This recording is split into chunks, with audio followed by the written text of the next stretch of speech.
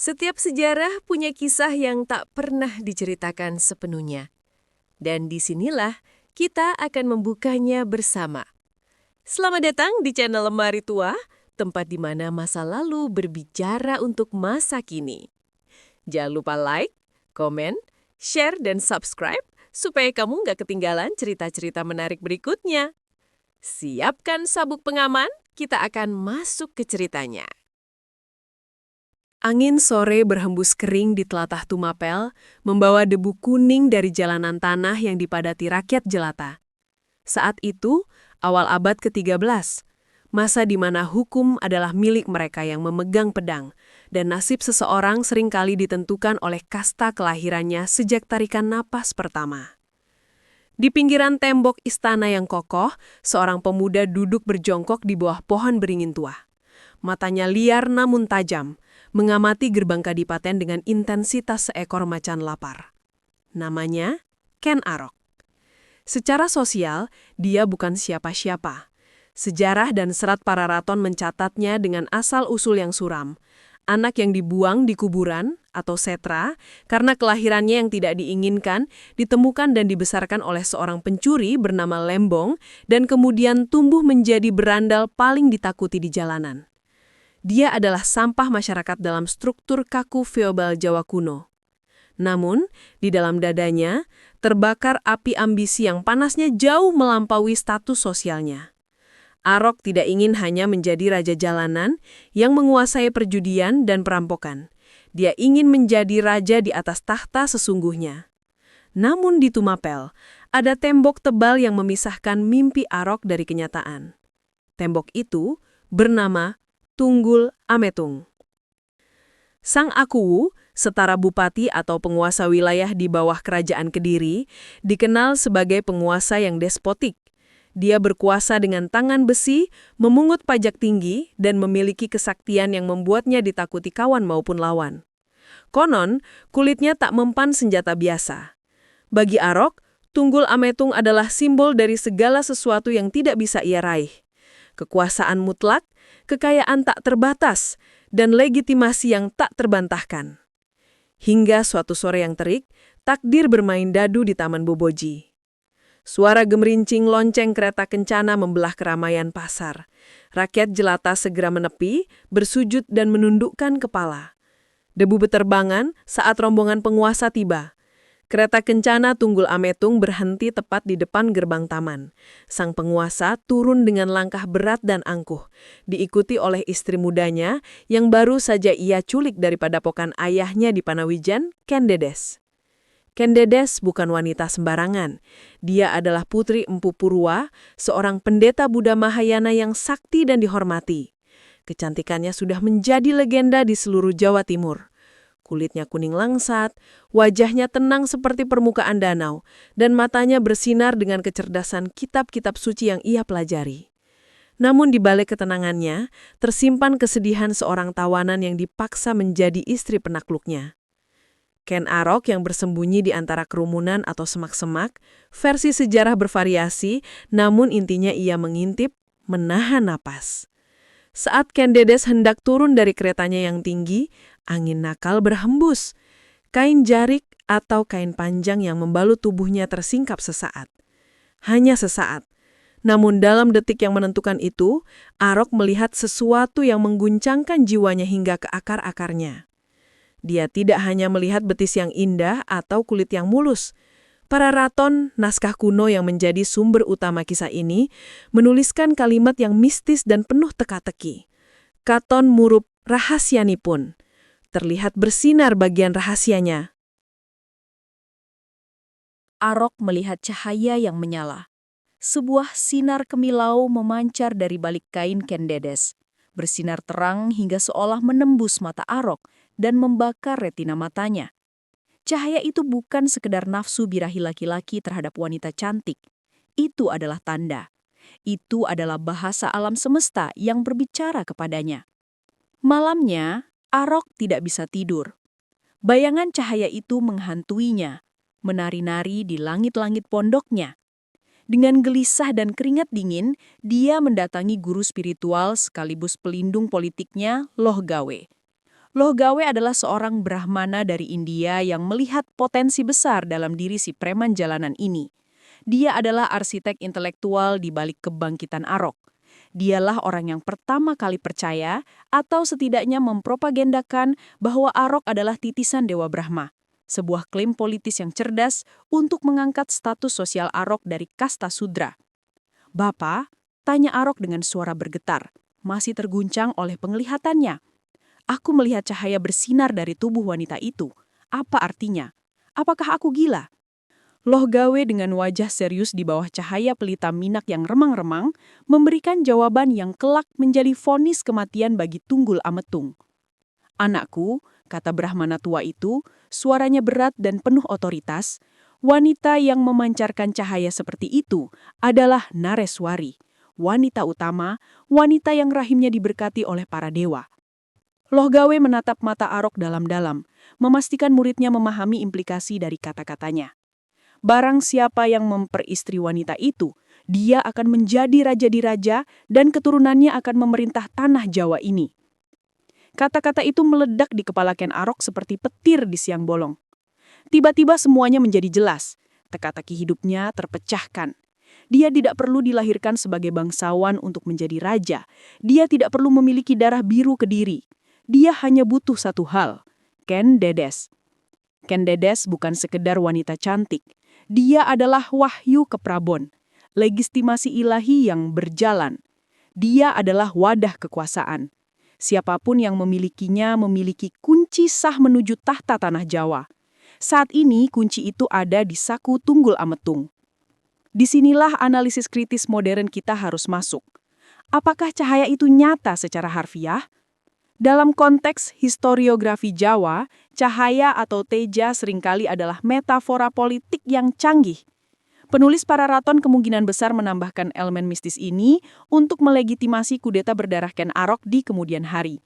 Untuk membenarkan di mata rakyat mengapa seorang preman rendahan berhak membunuh seorang penguasa sah.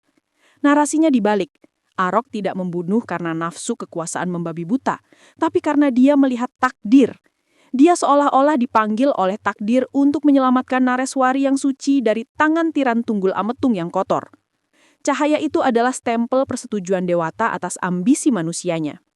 Namun bagi Arok muda malam itu, entah itu metafora atau sihir, hasilnya sama. Ambisinya telah terkunci pada satu target. Dia membuat kalkulasi yang dingin dan pragmatis. Tunggul Ametung sakti mandraguna. Desus-desus mengatakan kulitnya sekeras besi dan tidak bisa ditembus senjata biasa. Pengawalnya berlapis-lapis. Membunuhnya dalam pertarungan terbuka atau pemberontakan frontal adalah tindakan bunuh diri. Seorang preman tidak bisa melawan pasukan kadipaten.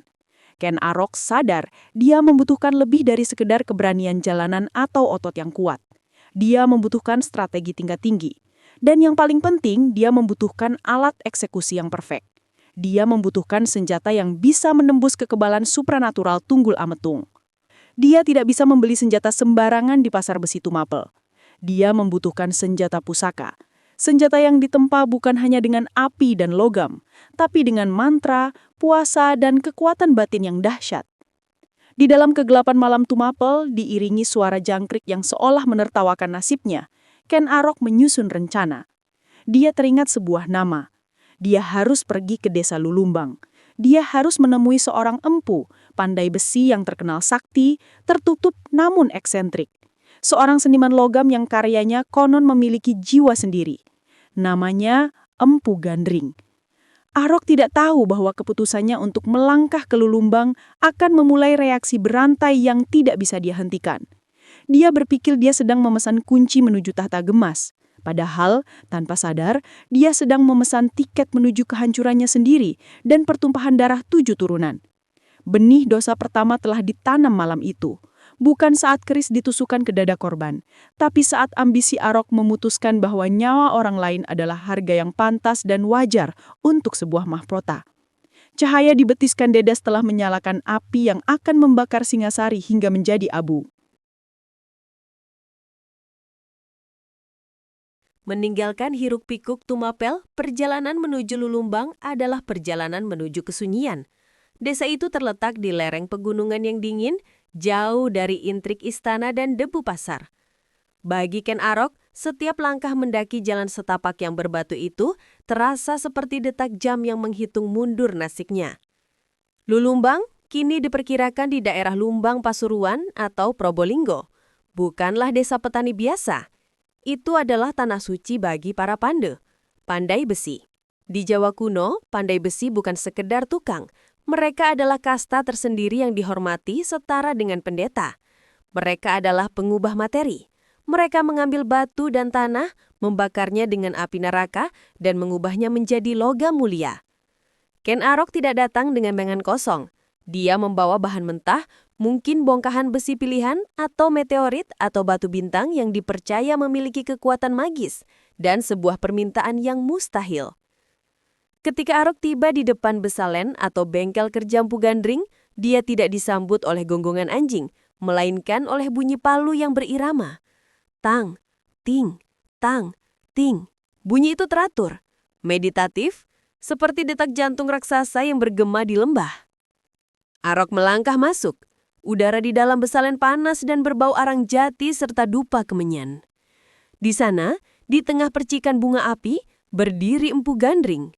Dia sudah tua, kulitnya keriput seperti kulit pohon, legam terbakar matahari dan api tungku.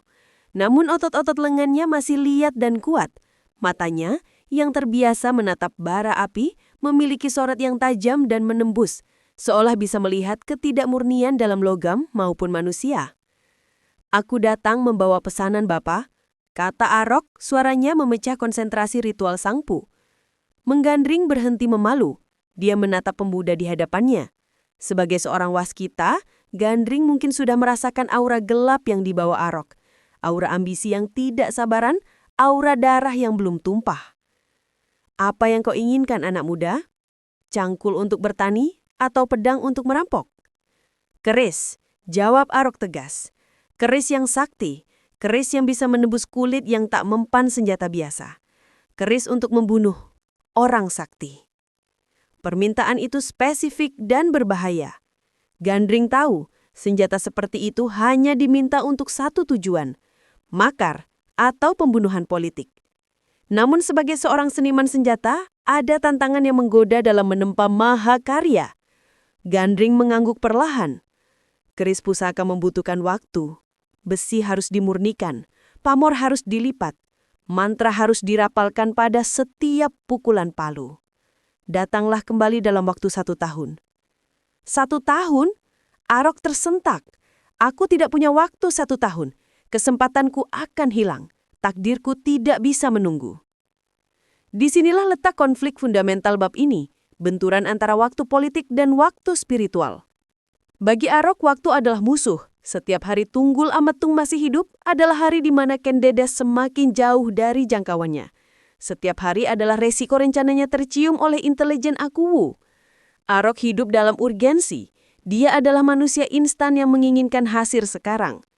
Bagi Gandring, waktu adalah bahan baku.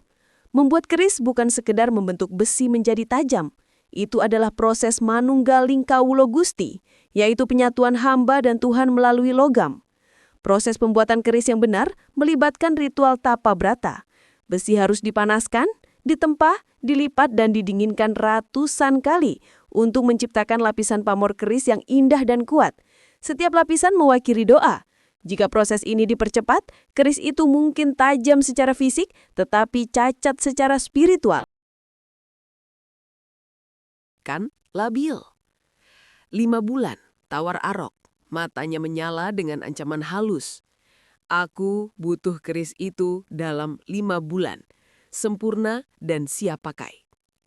Gandring menatap Arok dengan tatapan memperingatkan.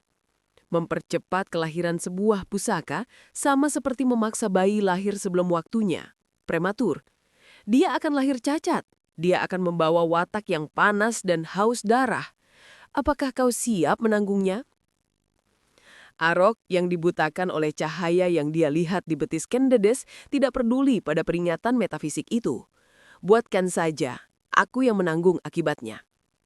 Dengan berat hati, Gandring menerima pesanan itu. Mungkin karena dia melihat takdir yang tak terelakkan, atau mungkin karena dia tahu menolak Arok saat itu berarti mengundang kekerasan di Basalennya. Pengerjaan dimulai. Disinilah kita perlu melakukan analisis kritis tentang peran keris dalam masyarakat Jawa. Keris bagi orang Jawa bukanlah weapon atau senjata dalam pengertian Barat.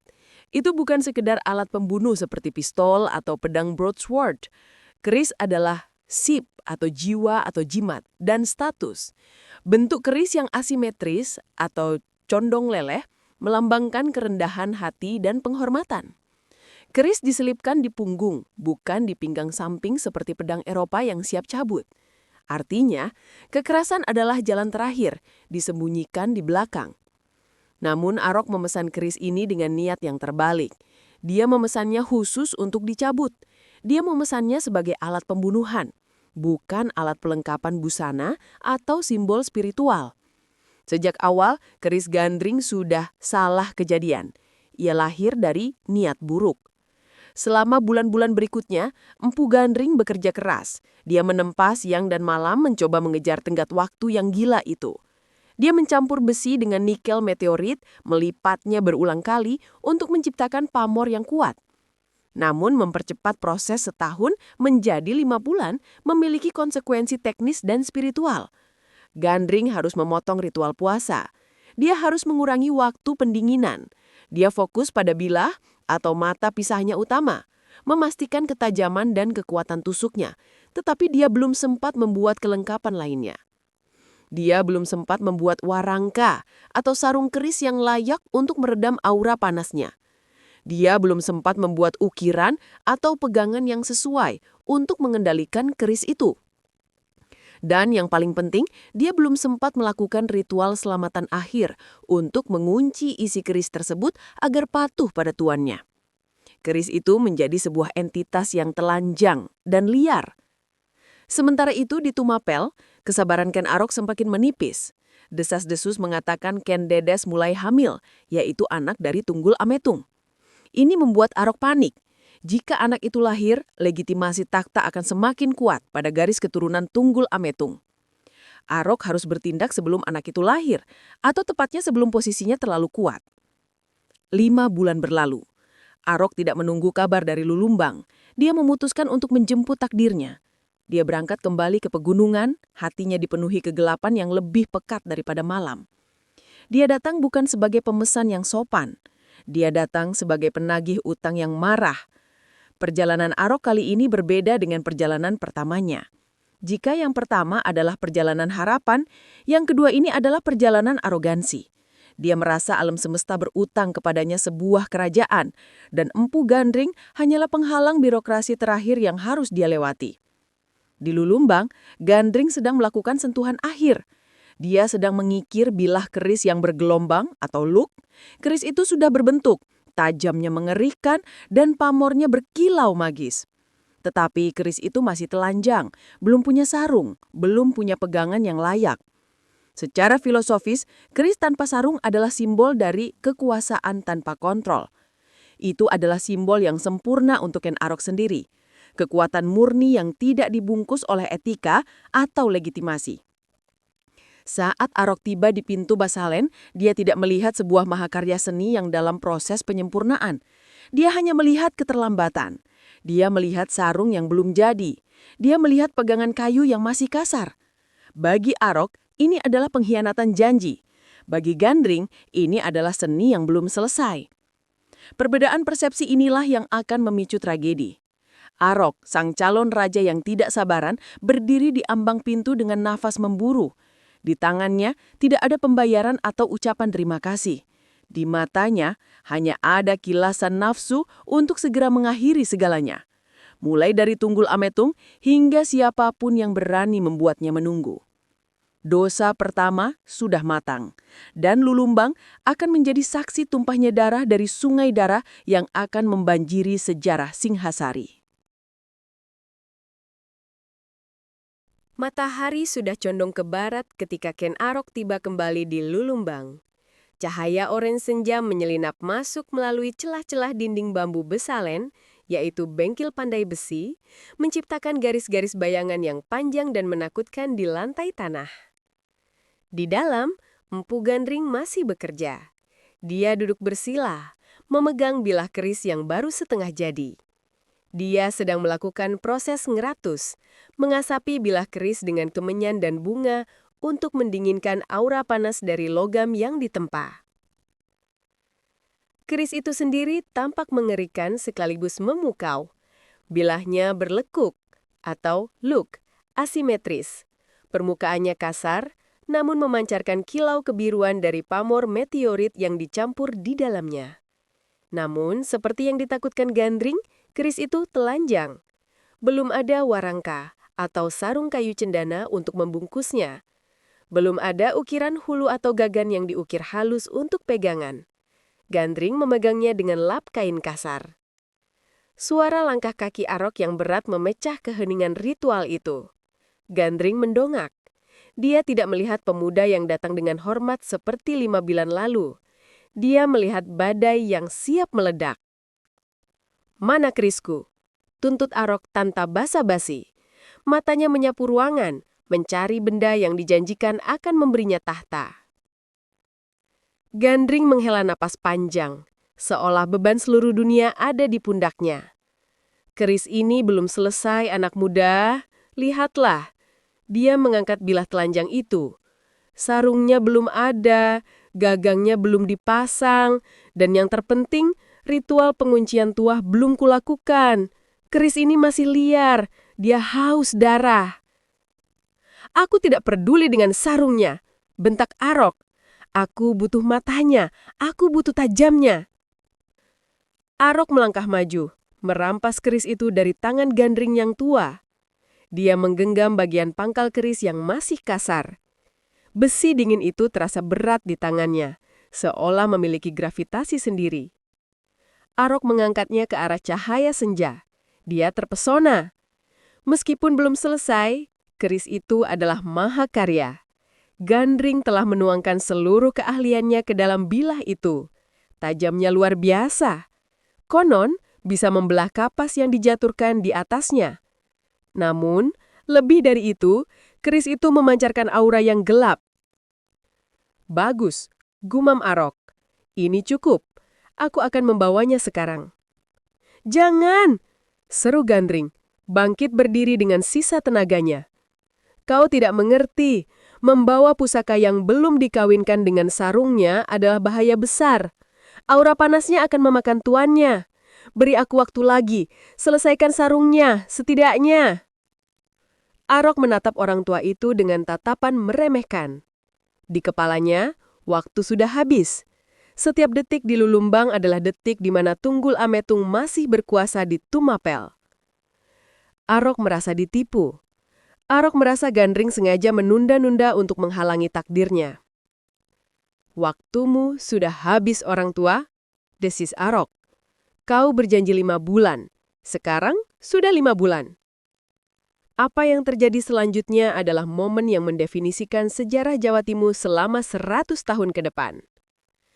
Dalam ledakan amarah impulsif atau mungkin kalkulasi dingin untuk menghilangkan satu-satunya saksi yang tahu tentang senjata pembunuh ini, Ken Arok melakukan uji coba. "Kau bilang keris ini sakti?" tanya Arok sinis. "Mari kita buktikan." Tanpa peringatan, Arok menghujamkan keris itu ke dada pembuatnya sendiri. Jelep.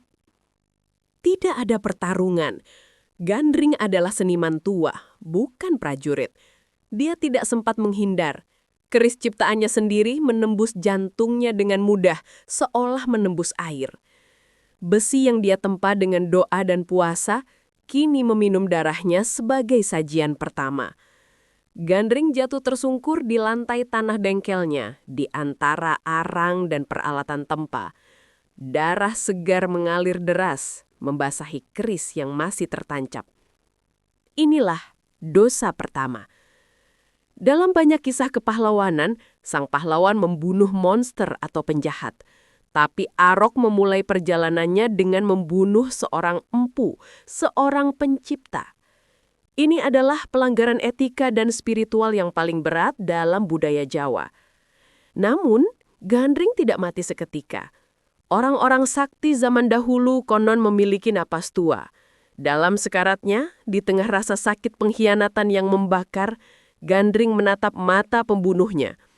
Dia tidak memohon ampun, dia mengucapkan sebuah nubuat, sebuah kutukan yang lahir dari kejernihan terakhir seseorang yang melihat masa depan. Suaranya parau, bercampur darah, tapi terdengar jelas di telinga Arok. "Hei, Ken Arok, keris itu akan memakanmu. Keris itu akan membunuhmu. Keris itu akan membunuh anak cucumu. 7 turunan raja-raja akan mati oleh keris ini." Setelah mengucapkan kalimat itu, Empu Gandring menghembuskan napas terakhirnya. Ken Arok berdiri terpaku. Dia mencabut keris itu dari mayat Gandring, darah menetes dari ujungnya yang berkelok. Kata-kata 7 turunan menggema di kepalanya. Tapi ambisinya segera menepis ketakutan itu. 7 turunan, pikir Arok. Mencoba merasionalisasi. Biarlah, yang penting aku jadi raja dulu. Masalah anak cucu itu urusan nanti. Dia membersihkan keris itu, meninggalkannya tetap telanjang tanpa sarung dan melangkah keluar dari besalan, meninggalkan mayat Gandring dalam kesunyian malam. Analisis kritis. Kutukan atau konsekuensi politik. Disinilah kita harus berhenti sejenak dan membedah kutukan Gandring bukan sebagai sihir, melainkan sebagai analisis sosiologis dan politik. Apakah keris itu benar-benar memiliki kekuatan gaib untuk membunuh 7 turunan? Ataukah Gandring sebenarnya sedang memprediksi hukum konsekuensi politik? Gandring adalah orang bijak. Dia melihat watak Arok. Dia tahu bahwa Arok sedang mencoba merebut kekuasaan dengan cara yang tidak sah, yaitu pembunuhan dan kudeta. Dia memahami bahwa kekuasaan yang dibangun di atas darah akan menciptakan fondasi yang rapuh. Jika Arok membunuh Tunggul Ametung untuk menjadi raja, dia menciptakan preseden, contoh berbahaya, bahwa membunuh raja adalah cara yang sah untuk menggantikannya. Dengan melakukan itu, Arok secara tidak sadar mengajarkan kepada anak-anaknya dan anak-anak dari musuhnya bahwa kekerasan adalah alat suksesi yang valid. Jadi, kutukan 7 turunan akan mati oleh keris ini sebenarnya adalah sebuah self-fulfilling prophecy, ramalan yang mewujudkan dirinya sendiri. 1. Arok membunuh Tunggul Ametung dengan keris itu. 2. Anak Tunggul Ametung melihat itu, lalu membunuh Arok dengan keris yang sama sebagai balas dendam. 3. Anak Arok, Tohjaya, melihat itu, lalu membunuh Anusapati dengan keris yang sama untuk merebut kembali tahta. Dan seterusnya. Keris itu menjadi simbol fisik dari legitimasi kekerasan. Siapa yang memegang keris itu merasa berhak membunuh penguasa. Gandring tidak perlu menjadi penyihir untuk melihat masa depan ini. Dia hanya perlu memahami sifat dasar manusia dan politik kekuasaan. Ketika dia berkata, keris ini akan memakanmu, dia sebenarnya mengatakan bahwa metode Arok, yaitu kekerasan, pada akhirnya akan berbalik menghancurkan Arok sendiri. Selain itu, aspek keris tanpa sarung, warangka, juga memiliki simbolisme analisis yang kuat. Dalam filosofi Jawa, pemimpin harus memiliki warangka, pengendalian diri, etika, hukum untuk membungkus curiga, kekuatan, keris, tentara. Dengan membawa keris telanjang, Arok secara simbolis menyatakan bahwa pemerintahannya nanti adalah pemerintahan kekuasaan telanjang, pemerintahan otoriter yang tidak dibungkus oleh legitimasi hukum atau moral yang kuat. Malam itu, saat Arok turun dari Lulumbang membawa keris berdarah, dia merasa menang. Dia merasa telah menyingkirkan penghalang. Dia tidak sadar bahwa dia baru saja mengaktifkan bom waktu yang akan meledak di pangkuannya sendiri bertahun-tahun kemudian. Dia membawa pulang sebuah benda mati yang telah dia hidupkan dengan tumbal nyawa penciptanya. Keris Empu Gandring bukan lagi sekedar senjata. Ia adalah saksi bisu, hakim, dan kelak menjadi algojo bagi dinasti Rajasa yang akan didirikan Arok. Ken Arok kembali ke Tumapel. Langkahnya mantap, tapi bayangannya di tanah tampak lebih gelap dari biasanya. Rencana pembunuhan Tunggul Ametung kini memiliki alatnya. Tapi, untuk melaksanakannya tanpa tertangkap, Arok membutuhkan lebih dari sekedar pisau. Dia membutuhkan kambing hitam. Dan untuk itu, dia membutuhkan seorang teman yang bodoh dan suka pamer. Ken Arok kembali ke Tumapel membawa maut di pinggangnya. Keris Empu Gandring yang kini telah meminum darah penciptanya tersembunyi di balik jubahnya.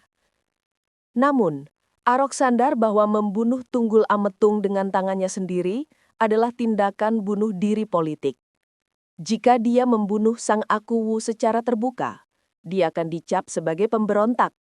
Pasukan Kediri akan turun dan rakyat Tumapel akan melihatnya sebagai kriminal, bukan penyelamat.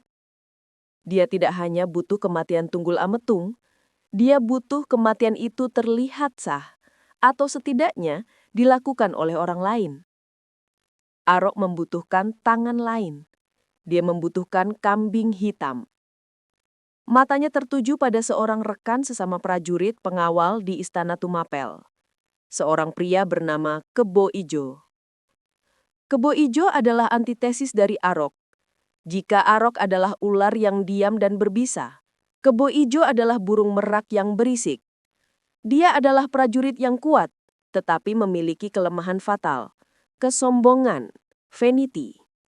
Dia suka pamer, suka menjadi pusat perhatian, dan haus akan pengakuan status. Arok dengan kecerdasan psikopatologisnya melihat celah ini. Suatu sore, saat para prajurit sedang bersantai minum tuak, Arok menghampiri tubuh Ijo. Dengan gerakan yang sengaja dibuat dramatis, dia mengeluarkan keris gandring. Sinar matahari sore memantul pada bilah keris yang belum memiliki sarung itu. Pamornya yang kebiruan berkilau magis. Bentuknya yang berlekuk asimetris memancarkan aura kewibawaan yang menakutkan. Mata Kebo Ijo terbelalak. Sebagai seorang prajurit, dia tahu senjata bagus saat melihatnya.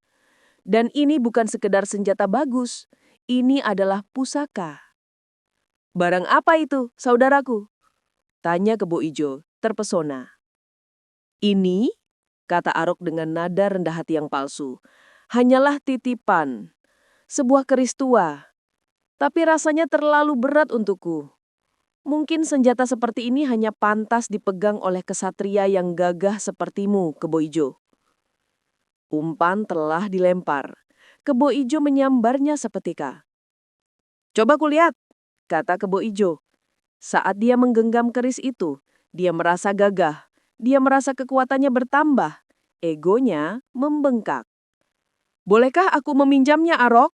Hanya untuk beberapa hari saja. Aku ingin menunjukkannya pada orang-orang di pasar, biar mereka tahu siapa prajurit terbaik di Tumapel." Arok tersenyum tipis. "Tentu saja, saudaraku. Pakailah sepuasmu. Anggap saja milikmu sendiri." Strategi ini disebut disinformasi visual. Selama minggu-minggu berikutnya, Kebo Ijo melakukan persis yang diprediksi Arok. Dia memamerkan keris itu kemana-mana. Dia membawanya saat berpatroli. Dia menunjukkannya kepada pedagang di pasar. Dia memamerkannya kepada pelayan istana. Setiap kali orang bertanya, "Keris siapa itu yang begitu hebat?" Kebo Ijo akan membusungkan dadanya dan menjawab, "Ini milikku, Kebo Ijo." Dalam waktu singkat, seluruh Tumapel, dari rakyat jelata hingga pejabat istana, memiliki persepsi yang sama. Keris sakti itu adalah milik Kebo Ijo. Arok telah berhasil meretas narasi publik. Keris gandring, senjata pembunuh itu, kini secara mental terdaftar atas nama Kebo Ijo. Jejak kepemilikan Arok telah dihapus oleh mulut besar temannya sendiri. Malam eksekusi pun tiba. Arok memilih waktunya dengan cermat. Malam itu gelap tanpa bulan. Tunggul Ametung sedang tidur nyenyak di kamar pribadinya. Mungkin setelah pesta mabuk-mabukan. Kendedes, sang istri yang bercahaya, juga ada di istana. Namun Arok tahu atau berharap bahwa Dedes pun memendam kebencian pada suaminya yang telah menculiknya. Arok menyelinap ke Barok Kebo Ijo. Temannya itu sedang tidur mendengkur, mungkin mabuk tuak, dengan keris gandring terletak di sampingnya. Sebuah kecerobohan fatal. Dengan langkah senyap seorang mantan pencuri profesional, Arok mengambil keris itu. Dia bergerak seperti hantu melewati lorong-lorong istana yang dia hafal di luar kepala. Dia melumpuhkan atau menghindari penjaga dengan mudah. Dia masuk ke kamar tidur Sang Akuwu. Di sana, terbaring Tunggul Ametung, penguasa yang ditakuti, yang kulitnya konon kebal senjata. Arok berdiri di samping tempat tidur. Dia mengangkat keris gandring. Ini adalah momen pembuktian. Apakah Empu Gandring benar-benar hebat? Apakah keris ini bisa menembus kekebalan supranatural? Arok menghujamkan keris itu ke dada Tunggul Amatung. Jelep. Sekali lagi, keris itu menembus daging dan tulang tanpa hambatan. Kesaktian Tunggul Amatung runtuh di hadapan Yoni, atau kekuatan spiritual keris yang ditempa dengan tumbal nyawa pembuatnya. Sang Akuwu tewas seketika, darahnya membanjiri kasur. Inilah bagian paling jenius dari rencana Arok. Seorang pembunuh biasa akan membawa senjatanya lari untuk menghilangkan barang bukti. Tapi Arok bukan pembunuh biasa. Dia adalah pemain catur politik. Dia meninggalkan keris itu tertancap di dada mayat Tunggul Ametung. Dia sengaja meninggalkan barang bukti itu di tempat kejadian perkara. Kenapa? Karena barang bukti itu tidak mengarah padanya. Barang bukti itu mengarah pada Kebo Ijo. Arok menyelinap keluar, kembali ke baraknya, dan tidur seolah tidak terjadi apa-apa. Keesokan paginya istana Tumapel gempar. Jeritan pelayan memecah pagi. "Aku mati! Aku dibunuh!" Para penjaga dan pejabat berhamburan ke kamar tidur utama. Mereka melihat mayat penguasa mereka yang bersimbah darah. Dan di sana, tertancap dengan jelas adalah keris berlekuk dengan pamor yang berkilau. "Itu keris Kebo Ijo," teriak seseorang. "Ya, aku melihatnya memamerkannya kemarin," sahut yang lain. "Kebo Ijo pembunuhnya." Massa yang marah didorong oleh loyalis Tunggul Ametung menyerbu barak Kebo Ijo. Kebo Ijo yang malang diseret keluar dari tidurnya. Dia bingung, matanya merah karena tuak semalam. Sebelum dia sadar apa yang terjadi, dia sudah dikepung. Dia dituduh melakukan makar dan pembunuhan raja. "Bukan aku, itu bukan kerisku, itu punya Arok," teriak Kebo Ijo membela diri.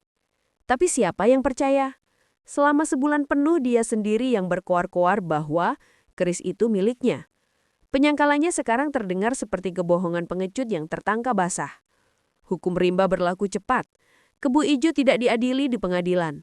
Dia dieksekusi di tempat dengan cara kisas atau hukuman setimpal. Dalam sebuah ironi yang tragis, Kebo Ijo ditusuk mati menggunakan keris yang sama yang dicabut dari mayat Tunggul Ametung. Darah kedua tumpah. Korban kedua dari kutukan Empu Gandring telah jatuh.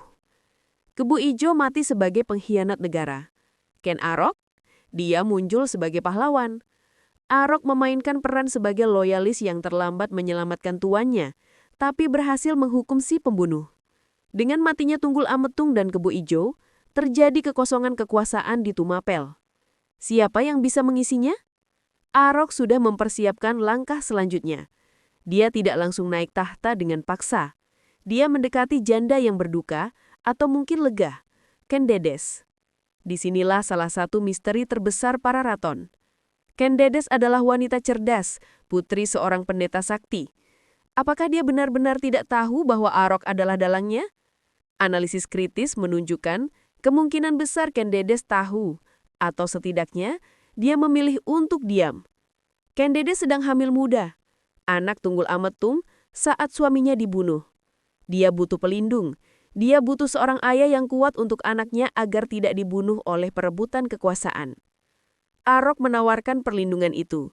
Dan lebih dari itu, Arok menawarkan pembebasan dari status tawanan yang dia rasakan selama menjadi istri Tunggul Ametung.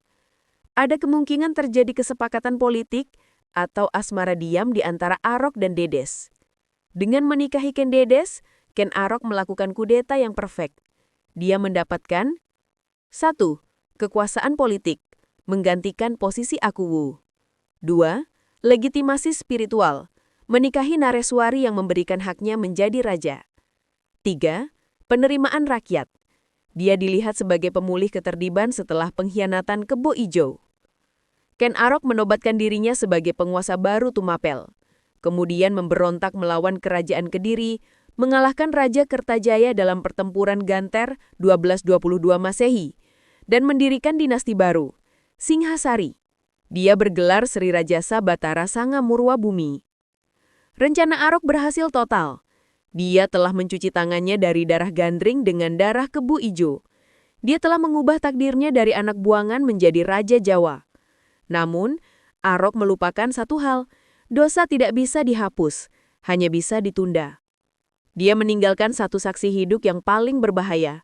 Bukan manusia tapi janin yang ada di dalam rahim Ken Dedes saat dia membunuh ayahnya. Bayi itu akan lahir dan diberi nama Anusapati. Dia akan tumbuh besar di istana memanggil pembunuh ayahnya sebagai ayah. Tapi darah memiliki ingatan dan keris gandring yang kini disimpan sebagai pusaka keramat di dalam gudang senjata istana, sedang menunggu dengan sabar untuk korban ketiga. Kutukan itu belum selesai. Ia baru saja mengambil nafas. Tahun 1227 Masehi. 20 tahun telah berlalu sejak darah Kebo Ijo mengering di alun-alun Tumapel. Ken Arok kini bukan lagi preman jalanan atau pengawal rendahan. Dia adalah Sri Rajasa Batara Sang Amurwa Bumi, raja pertama dan pendiri kerajaan Singhasari. Dia telah menaklukkan Kediri, menyatukan Jawa Timur, dan mendirikan dinasti baru yang agung. Di permukaan, Arok telah menang. Dia memiliki kekuasaan mutlak, istri yang cantik, Nareswari Ken Dedes, dan selir yang ia cintai, Ken Umang. Dia duduk di atas tahta emas, dikelilingi oleh para Brahmana yang memujinya sebagai titisan Dewa Wisnu atau Siwa. Namun, hukum Allah memiliki neracanya sendiri. Dosa masa lalu tidak pernah tidur, ia hanya menunggu momentum untuk menagih bayaran. Di dalam istana Singhasari yang megah, tumbuhlah seorang pangeran muda bernama Anusapati. Dia adalah putra kandung Tunggul Ametung yang berada di dalam rahim Ken Dedes saat ayahnya dibunuh. Anusapati tumbuh dengan memanggil pembunuh ayahnya sebagai bapa. Namun, darah tidak bisa dibohongi. Seiring bertambahnya usia, Anusapati merasakan ketidakadilan yang merayap di dinding istana.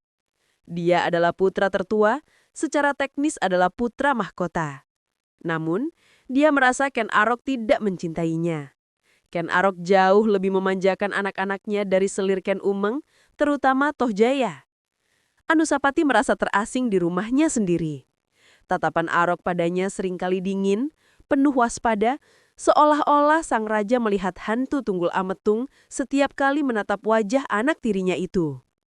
Rasa penasaran berubah menjadi kecurigaan.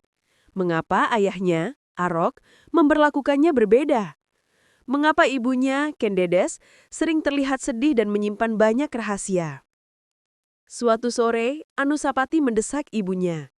Dia menuntut kebenaran. Ken Dedes yang mungkin sudah lelah menyimpan beban sejarah sendirian selama 2 dekade, akhirnya luluh. Disinilah kotak Pandora terbuka. Ken Dedes menceritakan segalanya. "Ketahuilah anakku," kata Dedes dengan air mata tertahan, "Sri Rajasa bukanlah ayah kandungmu. Ayahmu adalah Tunggul Ametung, penguasa Tumapel yang gagah berani. Dan dia mati, dibunuh oleh orang yang kini duduk di tahta itu." Kebenaran itu menghancurkan dunia Anusapati. Rasa hormat berubah menjadi kebencian yang membara. Raja yang ditakutinya ternyata adalah pembunuh ayahnya. Karma mulai bergerak. Roda nasti berputar kembali ke titik awal. Anusapati mewarisi darah ayahnya, menginginkan balas dendam. Namun dia juga mewarisi kelicikan ayah tirinya. Dia tahu dia tidak bisa menantang Ken Arok secara terbuka.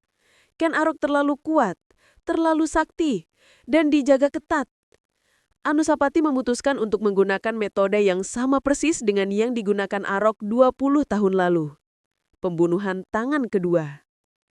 Dia mencari keris Empu Gandring. Benda terkutuk itu telah lama disimpan di gudang pusaka istana, mungkin disembunyikan oleh Ken Dedes atau dilupakan oleh Arok yang mengira kutukannya sudah selesai. Saat Anusapati menghunus keris itu, dia merasakan aura dingin dan haus darah yang sama dengan yang dirasakan Arok di Lulumbang. Keris itu belum kenyang. Dia baru meminum 2 nyawa, yaitu Gandring dan Kebo Ijo. Dia masih menuntut lebih. Anusapati tidak berani membunuh Arok sendiri. Dia memanggil seorang pengalasan atau pegawai istana atau pengawal rendahan dari desa Batil. "Kau setia padaku?" tanya Anusapati. "Hamba setia sampai mati, Gusti," jawab pengalasan itu. "Kalau begitu, lakukan tugas ini. Bunuh raja. Dan aku akan menjamin hidup dan keluargamu selamanya." Pengalasan itu mungkin dibutakan oleh janji kekayaan atau loyalitas buta menerima keris Gandring. Malam itu, senjakala di Singasari terasa lebih merah daripada biasanya. Ken Arok sedang makan malam di kamarnya. Dia sudah tua sekarang. Kewaspadaannya tidak setajam dulu saat dia masih menjadi pencuri. Dia merasa aman di dalam benteng yang dia bangun sendiri. Dia tidak mendengar langkah kaki pengalasan yang menyelinap di balik tirai. Saat Arok sedang menyantap makanannya, pengalasan menyerang dari belakang. Jelep! Keris Empu Gandring menghujam punggung Ken Arok, menembus jantung hingga tembus ke dada. Sang raja diraja, pendiri dinasti, terhuyung. Dia melihat ujung keris yang berlumuran darah mencuat dari dadanya. Dia mengenali keris itu. Itu adalah keris yang sama yang dia tusukkan ke dada Gandring. Itu adalah keris yang sama yang membunuh Tunggul Amentung. Dalam detik-detik terakhirnya, Arok mungkin menyadari ironi yang mengerikan ini. Nubuat Gandring menjadi kenyataan. Keris itu telah datang untuk menagih nyawanya. Keris ini akan memakanmu. Ken Arok tewas tersungkur di lantai istananya sendiri. Korban ketiga telah jatuh. Namun siklus kekerasan tidak berhenti di situ. Begitu berita kematian Arok menyebar, Anusapati muncul. Dia tidak datang sebagai anak yang berduka, tapi sebagai hakim yang marah. Melihat pengalasan berdiri dengan keris berdarah di tangannya, Anusapati diteriak, "Pengkhianat! Kau membunuh raja!" Sebelum pengalasan sempat membuka mulut untuk menagih janji perlindungan, Anusapati mencabut keris itu dari mayat Arok dan menusukkannya ke tubuh si pengalasan. Pengalasan tewas seketika. Dia menjadi korban keempat. Dia adalah Kebo Ijo versi baru, kambing hitam yang dibungkam selamanya untuk menutupi jejak dalang sebenarnya. Sejarah berulang dengan presisi yang menakutkan. Anak meniru dosa bapaknya. Anusapati menggunakan taktik yang sama persis dengan Arok untuk merebut kekuasaan. Membunuh penguasa, lalu membunuh eksekutornya, dan muncul sebagai pahlawan yang membalaskan dendam raja. Anusapati naik tahta menggantikan Ken Arok, tapi pemerintahannya dihantui oleh bayang-bayang. Dia tidak pernah bisa tidur nyenyak. Dia tahu bahwa di istana itu ada anak-anak Ken Arok yang lain, terutama Toh Jaya, yang suatu saat akan mengetahui kebenarannya. Dan benar saja, beberapa tahun kemudian, Toh Jaya mengetahui bahwa Anusapatilah dalang pembunuhan ayahnya. Saat Anusapati sedang menyabung ayam, hobi yang membuatnya lengah, Toh Jaya meminjam keris Empu Gandring yang entah bagaimana selalu kembali ke pusat konflik dan menusuk Anusapati di tengah keramaian gelanggang. Anusapati tewas. Korban kelima. Toh Jaya naik tahta. Tapi dia pun tewas tak lama kemudian akibat pemberontakan keponakannya sendiri, Ranggawuni dan Mahisa Cempaka. Darah demi darah, kudeta demi kudeta. Analisis kritis, warisan instabilitas politik. Saat kita menutup buku ini, kita harus bertanya, apakah Bu Gandring benar-benar mengucapkan mantra kutukan? Ataukah dia hanya seorang analis politik yang jenius? Jawabannya kemungkinan besar adalah yang kedua. Bu Gandring memahami hukum legitimasi. Sebuah negara yang didirikan di atas pengkhianatan tidak akan pernah stabil. Ken Arok membangun Singhasari bukan dengan hukum, tapi dengan pembunuhan. Dia mengajarkan kepada keturunannya bahwa untuk menjadi raja, kau tidak perlu benar. Kau hanya perlu berani membunuh. Pelajaran inilah yang menjadi kutukan yang menghancurkan Singhasari dari dalam. Singhasari adalah kerajaan yang sangat pendek umurnya. Hanya sekitar 70 tahun, 1222 sampai 1292 Masehi. Bandingkan dengan Majapahit yang bertahan ratusan tahun. Mengapa? Karena elit politik Singhasari sibuk saling bunuh antar saudara. Energi mereka habis untuk perebutan tahta internal, bukan untuk membangun sistem pemerintahan yang kokoh.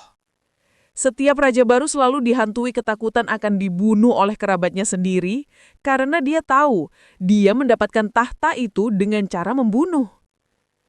Itu adalah lingkaran setan paranoia. Keris Empu Mandring hanyalah objek, benda mati. Dia tidak memiliki kehendak untuk membunuh. Manusialah yang memiliki kehendak itu. Keris itu menjadi kambing hitam mistis untuk menutupi cacat moral para penguasa Jawa saat itu. Lebih mudah menyalahkan besi terkutuk daripada mengakui bahwa leluhur mereka adalah pembunuh yang haus kuasa. Akhirnya, dikisahkan bahwa keris itu dibuang ke kawah kembali Gunung Kelut atau laut menurut versi yang lain untuk memutuskan rantai kutukan. Tapi secara metaforis, keris itu tidak pernah benar-benar hilang. Jejak darah Ken Arok meninggalkan warisan berupa kebudayaan politik yang Machiavellin di Nusantara, bahwa tujuan menghalalkan segala cara. Ken Arok adalah tokoh besar. Dia adalah self-made man yang bangkit dari lumpur menjadi raja. Dia visioner yang menyatukan Jawa. Tapi dosa pertamanya, keputusan untuk membunuh seorang seniman tua demi ambisi yang tidak sabaran, menciptakan celah dalam fondasi kerajaannya yang akhirnya meruntuhkan segalanya. Kisah Ken Arok dan keris Empu Gandring adalah peringatan abadi, bahwa kekuasaan yang diraih dengan pedang seringkali hanya bisa dipertahankan dengan pedang, sampai akhirnya pedang itu berbalik memakan tuannya sendiri.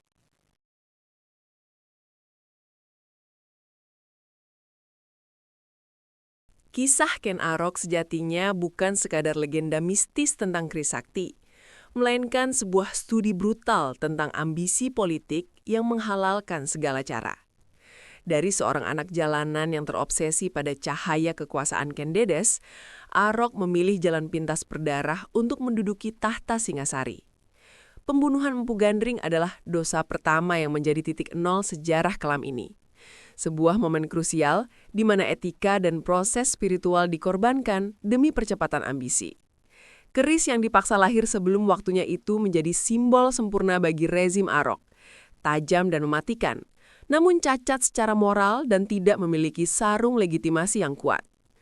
Kutukan 7 turunan yang diucapkan Gandring terbukti bukan sekadar mantra sihir, melainkan sebuah analisis sosiologis yang presisi mengenai siklus kekerasan atau cycle of violence. Dengan menggunakan pembunuhan sebagai alat suksesi yang sah, Arok tanpa sadar mewariskan preseden berbahaya kepada keturunannya. Pola anak membunuh ayah dan saudara membunuh saudara, mulai dari Anusapati hingga Tohjaya adalah konsekuensi logis dari didikan politik Arok sendiri. Ia mengajarkan bahwa tahta bisa diraih dengan darah, sehingga menciptakan dinasti yang rapuh dan dipenuhi paranoia, di mana tidak ada penguasa yang bisa tidur nyenyak. Pada akhirnya, runtuhnya hegemoni Singhasari yang relatif cepat dibandingkan Majapahit adalah buah dari fondasi rapuh yang dibangun Arok. Warisan terbesarnya bukanlah keris pusaka itu sendiri, melainkan peringatan abadi tentang hukum kausalitas dalam politik, bahwa kekuasaan yang diraih melalui pengkhianatan seringkali hanya bisa dipertahankan dengan pengkhianatan lebih lanjut. Ken Arok berhasil mengubah takdirnya dari preman menjadi raja Jawa, namun ia harus membayarnya dengan nyawanya sendiri, membenarkan nubuat bahwa pedang yang diasah untuk orang lain pada akhirnya akan berbalik memakan tuannya. Ingin menyelami lebih dalam bagaimana ambisi dan pengkhianatan membentuk sejarah Nusantara? Jika kisah gelap di balik berdirinya Singhasari ini membuka mata Anda tentang sisi lain Ken Arok yang jarang dibahas di buku sekolah, jangan berhenti di sini. Bagikan kisah ini kepada teman-teman pecinta sejarah Anda. Dan mari kita diskusikan, apakah kutukan Empu Gandring benar-benar mistis? Ataukah sekadar konsekuensi politik yang tak terelakkan? Temukan jawaban selengkapnya dan telusuri jejak darah para Raja Jawa dalam naskah lengkapnya.